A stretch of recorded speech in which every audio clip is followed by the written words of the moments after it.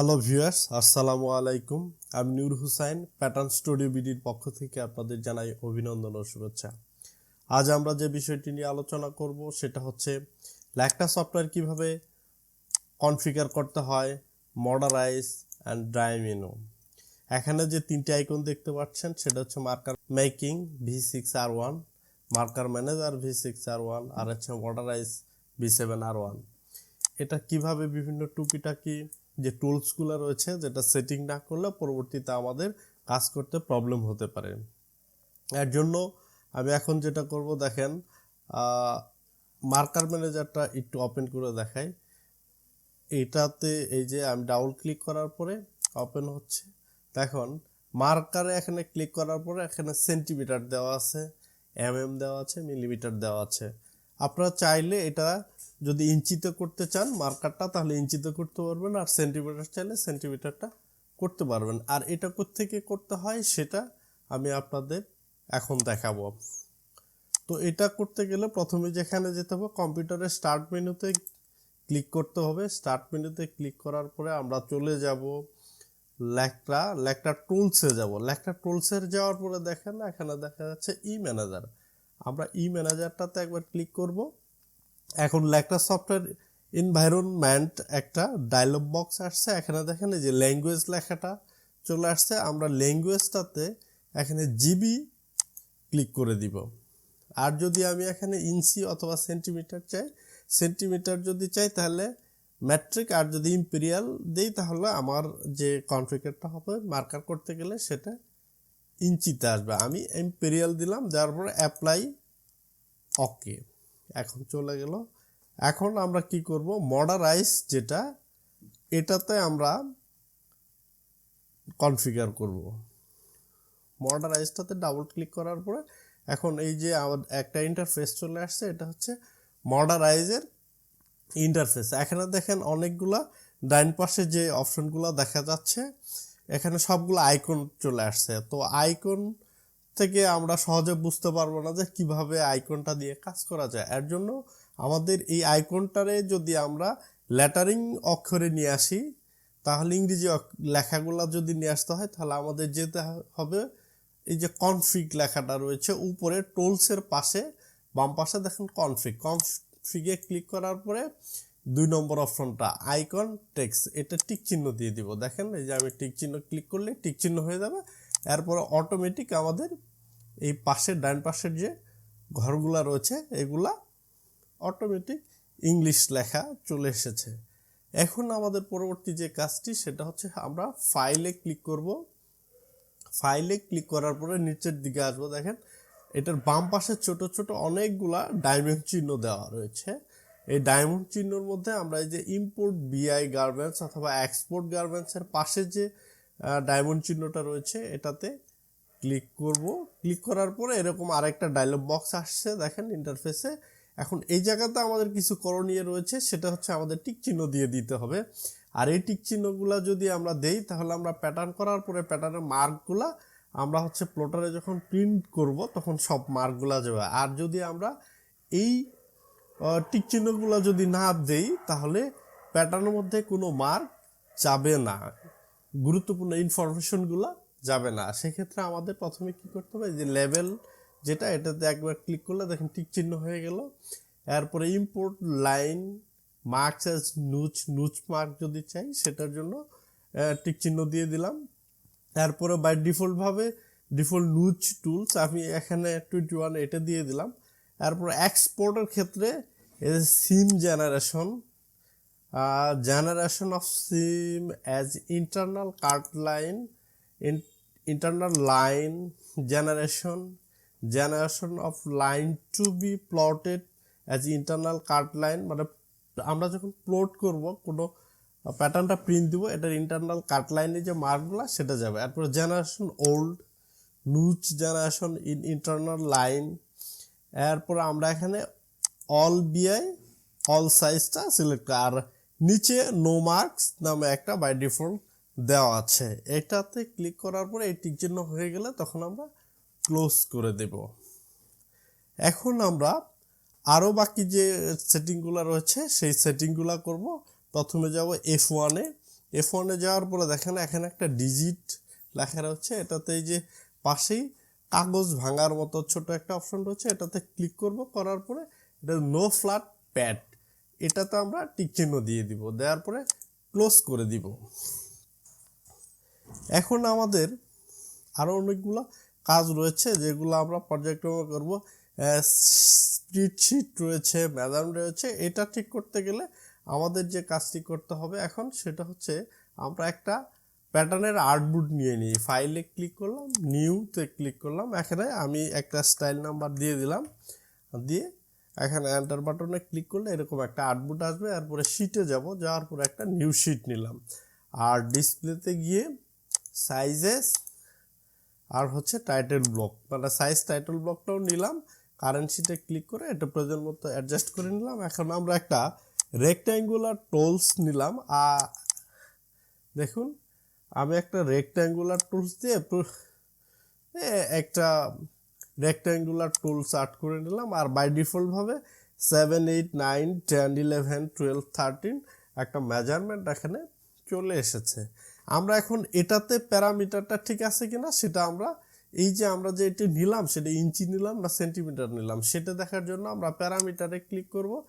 Click করার পরে এই যে দেখেন লেন্থ ইউনিট লেখা রয়েছে, এটার ডাইন পাশে আমরা যাওয়ার পরে দেখেন এখানে বাই ডিফল্টভাবে সিএম দেওয়া আছে, আর এখানে অনেকগুলো অপশন রয়েছে মিলিমিটার, ইঞ্চি অ্যান্ড ইঞ্চি। আর আমরা যদি কম্পিউটার ইঞ্চি কাজ করি তাহলে সবার নিচেরটাতে সিলেক্ট করব। আপনি যদি মাঝখানে ইঞ্চি 32, 16 এই ভাগগুলো দিয়ে কাজ করতে চান তাহলে এটা দিয়েও করতে পারবেন।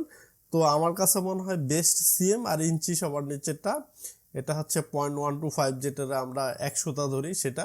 তো এখানে সিএম দেওয়া আছে, আমি সিএম নিয়েই এই করবো। আপনার যে আর একটা রয়েছে প্যারামিটারে সবার নিচের অপশনটাতে দেখেন স্কেল ইউনিট দেওয়া আছে, এটা যে দেখবেন অনেক সময় এই যে স্কেল পার্সেন্ট দিয়ে স্কেল লেখা আছে এটাতে কোনো টিক চিহ্ন দেওয়া থাকে না। তো টিক চিহ্ন যদি দেওয়া থাকে তো ভালো, আর যদি না দেওয়া থাকে তাহলে কি করব আমরা এটাতে টিক চিহ্নটা দিয়ে নিব। আর এটাতে টিক চিহ্ন দিলে যেটা হবে সেটা হলো আমরা যে ভেরিয়েন্ট করার পরে যে পার্সেন্টেজটা দিব, সিনকেস দিব ফ্যাব্রিকের লেন্থ উইথ, সেই সিনকেসটা আমরা প্রপারলি দিতে পারবো। আর যদি ওটাতে এই স্কেল ইউনিটটাতে যদি আমরা ক্লিক করে না দেই তাহলে আমরা সেটা করতে পারবো না, আমাদের প্রবলেম হবে। এরপরে এখন যেটা করব সেটা হচ্ছে আমরা F8 চলে যাব। F8 চলে যাওয়ার পরে দেখেন আমি যদি এটার মেজারমেন্টটা দেখি, আমি যে নিলাম এটা কত আছে দেখেন, এখানে আরেকটা বক্স আসতেছে, এটাতে বক্সে ক্লিক করার পর নিচে এই বক্সে ক্লিক করার পর আবার এখানে ক্লিক করলে এরপর এন্টার চাপ দিল, এটা অনেক সময় আসতে চায় না। এটারে দেখেন এই যে লেন্থ ইউনিটটা এখন চলে আসছে এন্টার দেওয়ার পরে কিবোর্ড থেকে। আর এটারে যদি আমি সহজে আনতে চাই তাহলে দেখুন আমি এটারে ডিলিট করে দেই, F3-তে গিয়ে লেখাটা এই স্কেলটা ডিলিট করে দিলাম। এখন এই দেখেন লেন্থ মেজারমেন্টের পাশে যে কাগজের ভাঁজের মতো দেখা যায় এটাতে ক্লিক করলে এখানে আসবো, আমরা এই যে নেম রেজাল্ট মেজারমেন্ট এটা নিচেরটা উঠায় দিব, টিক চিহ্ন শুধু উপরে টিক চিহ্নটা রেখে দিব। দেওয়ার পর এখন যদি আমি লেন্থটা মাপি দেখেন অটোমেটিক আমার জন্য কষ্ট করতে হচ্ছে না, এটা হচ্ছে 23.97। আবার উইথের দিকের মেজারমেন্টটা যদি আমি দেখি, লেন্থে দেখলাম, এখন উইথের দিকে অটোমেটিক এই যে আমার এই মেজারমেন্টটা চারদিকে শো করতেছে, এখন এই মেজারমেন্টটা শো করছে, তার মানে এই লেন্থ ইউনিটের মেজারমেন্টটা আমার অটোমেটিক এখানে অ্যাডজাস্ট হয়ে গেছে, আমরা সহজেই এটা চেক করতে পারবো। এখন এটা কেটে দেই, দেওয়ার পরে আমি এখন যেটা করব এখানে একটা শিট রয়েছে, এই শিটে সহজেই কিভাবে এটা অ্যাডজাস্ট করা যায়, এই স্প্রেডশিটটাতে আমি ক্লিক করলাম, এখানে আরেকটা ডায়লগ বক্স আসছে এরকম দেখেন, এখানে কিছু কাজ রয়েছে। আপনি এখানে হরিজন্টাল আর ভার্টিক্যাল দুইটা অপশন রয়েছে, আপনি যদি ভার্টিক্যাল চান ভার্টিক্যালও রাখতে পারেন অথবা হরিজন্টালি রাখতে পারেন, আমি হরিজন্টাল রেখে দিলাম। আর এখানে কনফিগ দেখেন রাইট পাশে কনফিগ লেখা রয়েছে, আমি কনফিগে ক্লিক করলে এখানে কিছু অপশন রয়েছে, এই অপশনগুলোতে টিক মার্ক দিয়ে দিতে হবে। আমি দেখেন লেন্থ ইউনিট দিলাম, DX দিলাম, DY দিলাম, মানে এটা হচ্ছে লেন্থ উইথ দেখাবে, DD এল বেস এটা থেকে দিলাম। দেওয়ার পরে আমি দেখুন আবার আপনাদের দেখে আমি টিক চিহ্নগুলো দিয়ে নিছি। নেওয়ার পরে আমি এটারে ক্লোজ করে দিলাম। আর এটাতে যে ইটা রয়েছে এটা আমি যদি এখন একটা গ্রেডিং করি অথবা গ্রেডিং ছাড়াই যদি আপনাদের দেখাই স্প্রেডশিটটা দিয়ে আমরা যে এর আগে মেজারমেন্টটা দেখেছি এখানে দেখেন লেন্থে টান দিলাম অটোমেটিক এখানে আমাদের বেস সাইজ কত আছে 23.97। আর আমরা এইটা দিয়ে যখন দেখেছিলাম আরেকভাবে 23.97, তার মানে আমার এই মেজারমেন্টটা ঠিক আছে। এরপর গ্রেডিং করলে মেজারমেন্টটা ঠিক হবে কিনা সেটার জন্য আমাদের যেটা চেক করতে হবে, এটাতে ক্লিক করার পরে এখন বাই ডিফল্ট ভাবে আমি যদি একটু এটাতে গ্রেডিং দিয়ে দিই অটোমেটিক গ্রেডিং, ধরেন আমি আমার বোঝার জন্য এটা হাফ সিএম দিলাম জাস্ট শীটটা চেক করার জন্য, এইটাতে কপি করে নিচে দিলাম। দেওয়ার পরে এখানে সবগুলা সাইজ এখানে যে ডিফল্ট যে সফটওয়্যার সাইজগুলো রয়েছে সবগুলা সাইজ এখানে চলে আসছে। এখন আমরা এই সাইজ সবগুলা যে হাফ সিএম করে দিয়েছি আমি 0.5 করে গ্রেডিং দিয়েছি এটা আমি চেক করব ঠিক আছে কিনা। এই যে লেন্থ ইউনিটে ক্লিক করলাম, করার পরে দেখেন আমি এখান থেকে ধরে ট্র্যাক করে এই যে লাস্ট পয়েন্টটাতে ছেড়ে দিলাম। আর আমার এই শীটটার ভিতরে দেখেন অটোমেটিক এই যে আমি হাফ সিএম করে যে গ্রেডিং দিয়েছি সেটা এখানে চলে আসছে। হ্যাঁ এই দেখেন এটা বেস সাইজ থেকে উপর দিকে হাফ সিএম 1 সিএম 1.5 সিএম, তার মানে ও একটা একটা করে যোগ করে নিয়েছে নিচের দিকে ওইভাবে। তাহলে এটাতে দেখেন 23.97 24.47 এভাবে দেওয়া আছে। আমি যদি এটারে এই নিচেরটাও টিক চিহ্ন দিয়ে দিই, এখন দেখি এটারে আমি এন্ট্রি করে দিয়ে আবার যদি লেন্থ ইউনিটটা এখান থেকে টানতে ধরে এভাবে করি দেখেন এখন কিন্তু আমার দুইটা মেজারমেন্ট দেখাচ্ছে। এখন দেখেন সবার নিচে একটা ঘর দেখাচ্ছে 0.5 আর উপরটা দেখাইতেছে 1.5 সিএম 1 সিএম হাফ সিএম, তার মানে বেস সাইজ থেকে নিচের দিক গেলে মাইনাস উপর দিক গেলে প্লাস এই ভ্যালুটা দেখাচ্ছে। তো আমার একটা হলেই চলবে, দুইটা দরকার নেই। আমি কনফিগে গিয়ে এই যেটা ডিডিএল এটা উঠায় দিব। এখন দেখুন একটা ঘর কমে যাবে।